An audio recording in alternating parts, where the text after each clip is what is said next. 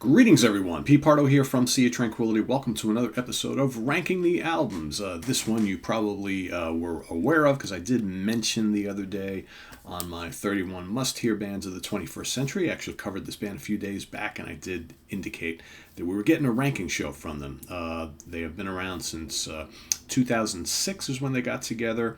First album released in 2009. They actually were broken up and done by 2013, sadly, and one of the main driving forces of the band passed away in 2014 from suicide. So the band is from the Netherlands, Dutch band, The Devil's Blood. Just 3 albums. 3 really good albums, actually. One of those bands that just for a couple of years was kind of like all the rage. Everybody was talking about them, and you kind of blinked and they were done. As far as like, what kind of music they play, they're labeled as kind of like occult rock, pagan rock, hard rock, 60s psychedelic garage rock, that sort of thing.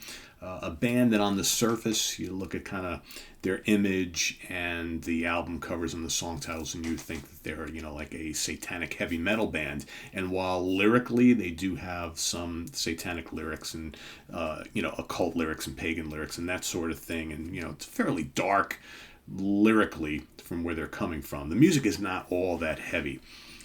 Definitely more psychedelic and kind of like folk rock and just, garage rocky. It has a total 70s sound, but instead of being really riff driven, it's more about like kind of like twin and triple guitar harmonies, acoustic guitars, jangly electric guitars, and the really great and distinct vocals of Farida Lemucci, who is the lead singer. She is part of a kind of brother and sister team, Salem Lemucci, otherwise known as SL.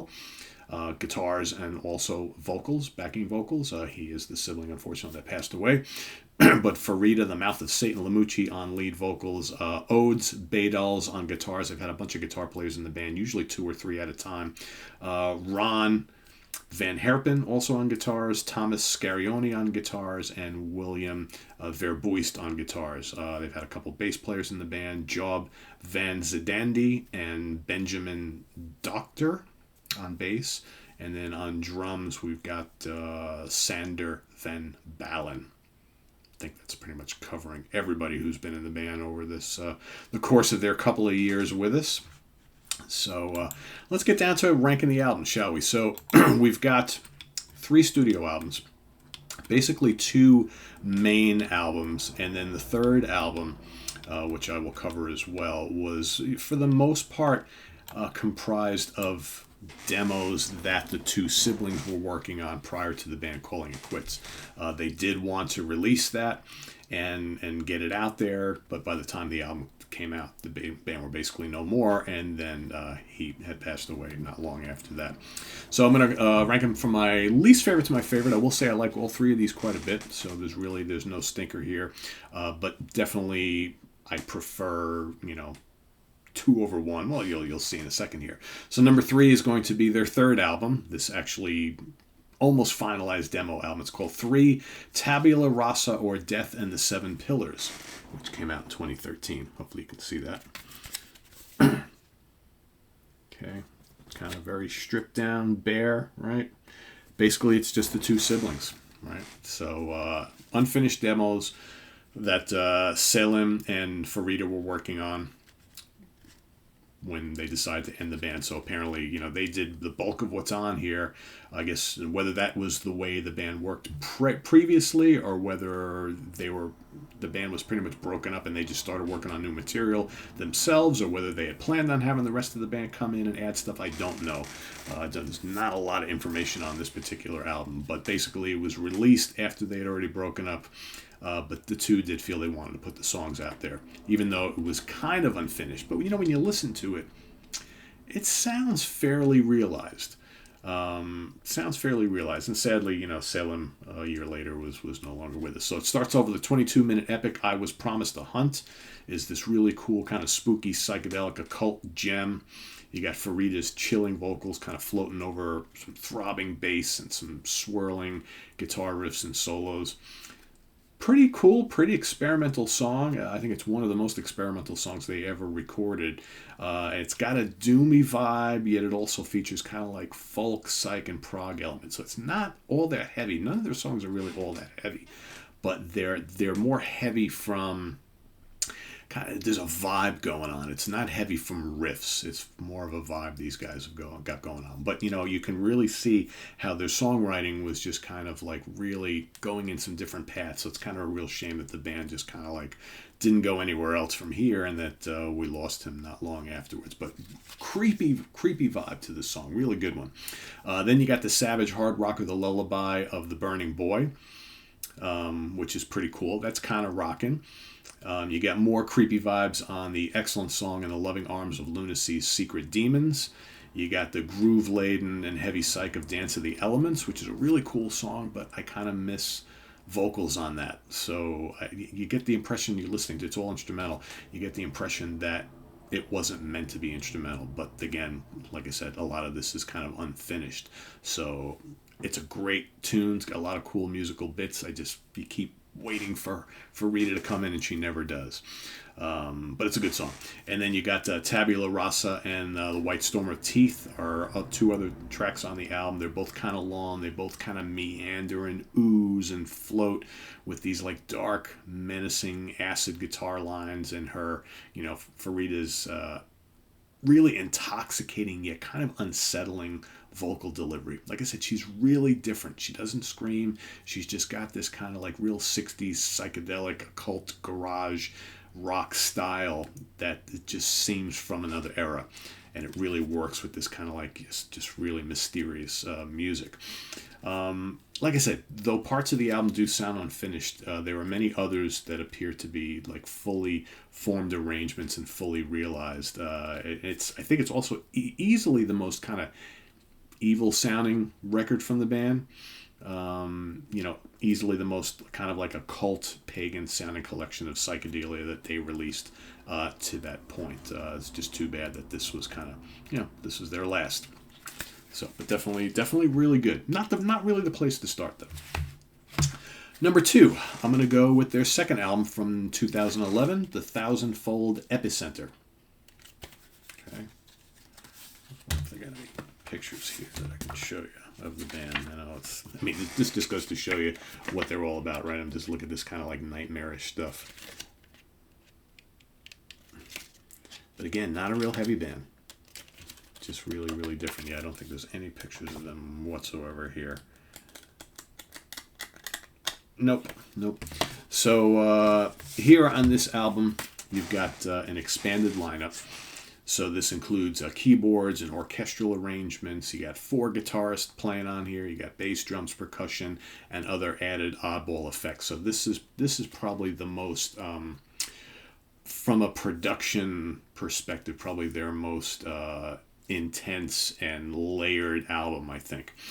Lots of cool things going on here. On the Wings of Gloria, great tune. Killer late 60s vibe. The occult feel is really prominent on her vocals, but her vocals are really sublime, but just really kind of weirdly and oddly enchanting. Plenty of sizzling guitar solos, really good song. You got the catchy rocker Die the Death. You got soaring melodies on the haunting Within the Charnel House of Love, or Carnal House of Love.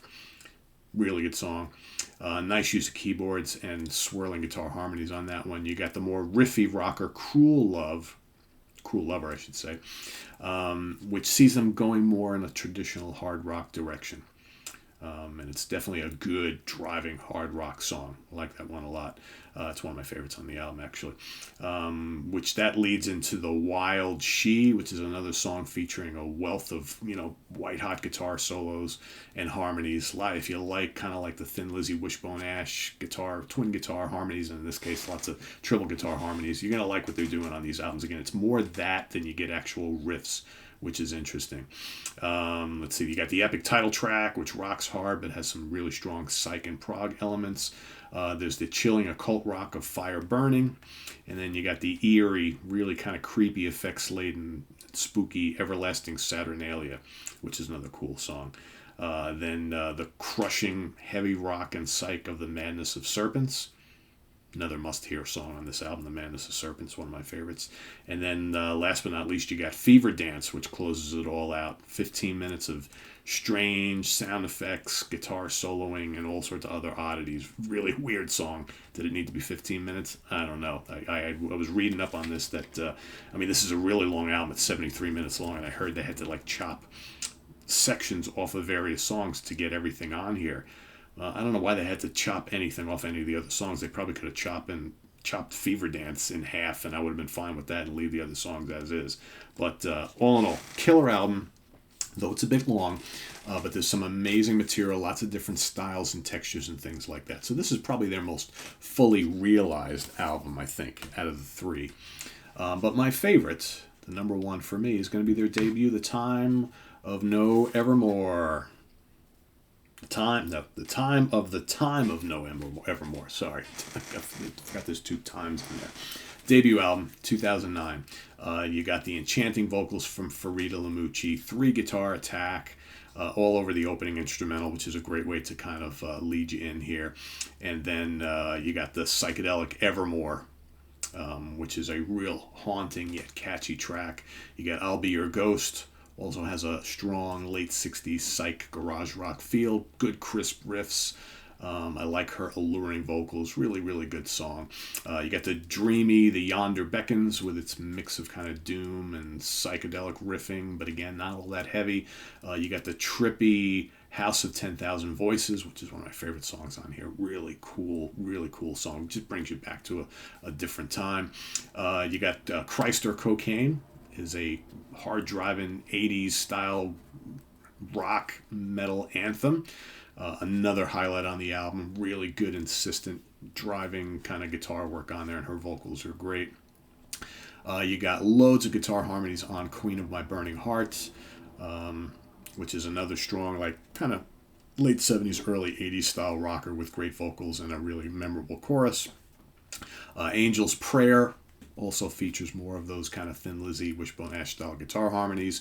You got more psychedelia on Feeding the Fire with Tears and Blood. You got some nice electric and acoustic guitars on the catchy Rake Your Nails Across the Firmament. And then you have the lengthy closer, which is the Anti-Cosmic Magic, is another kind of hard-driving, heavy rocker.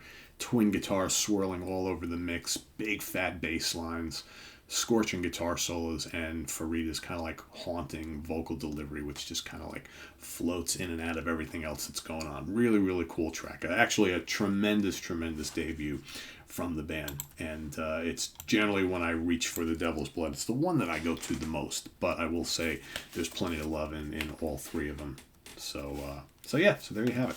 The Devil's Blood from the Netherlands. I went in the order of release, actually. The debut, the second, and the third album. But you may like them in a different order. So if you are a fan of The Devil's Blood, please rank them the way you like them down in the comments below. And if you've never listened to them, well, it's only 3 albums. You can go check them out somewhere and come back and let us know what you think of these 3 albums from this very cool but no longer with us band from the Netherlands. Great Dutch band, The Devil's Blood. Thanks for watching, everybody, to another episode of Ranking the Albums. Visit us on the web at www.seatranquility.org. We're on Facebook, we're on YouTube, all together, all the damn time. Please hit that like button before you leave, and also down below, go investigate the link to our Ko-Fi page for channel donations, as well as our merch page for all sorts of cool Sea of Tranquility stuff. And we'll see you real soon here. I actually got 2 for Sunday here, another Sunday where you got 2 Ranking the Album shows, another smaller catalog, so stay tuned for that in a couple minutes. And I am Pete Pardo. Thanks for watching, everybody. See you real soon. Bye-bye.